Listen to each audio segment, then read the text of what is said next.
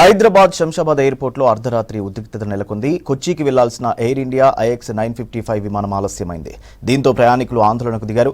నిన్న సాయంత్రం 7:15 బయలుదేరాల్సిన విమానం రాత్రి 11:30 బయలుదేరలేదు. దీంతో ఎయిర్పోర్ట్లోనే 5 గంటల పాటు వెయిట్ చేశారు ప్రయాణికులు.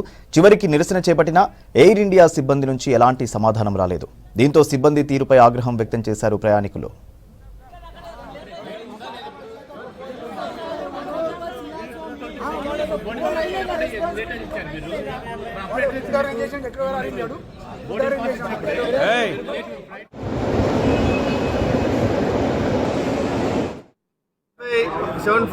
ఫ్లైట్ మన లేట్ అయింది.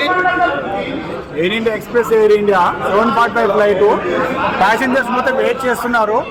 వాళ్ళు ఏమాత్రం ఆన్సర్ చెప్పకుండా ఈరోజు 11 o'clock అయింది. స్ట్రీట్ డీలే అని అంటారు. ఎయిర్ హోస్టెస్ హెల్త్ బాగాలే అని చెప్తున్నారు. ఒకసారి ఫ్లైట్ డీలే అని చెప్తున్నారు. ఇంత దరిద్రంగా అంటే ఎయిర్ ఇండియా అది ఎయిర్పోర్ట్లో 180 మంది ప్యాసింజర్ వెయిట్ చేసి తినకుండా నీళ్ళు తాగకుండా చస్తున్నారు.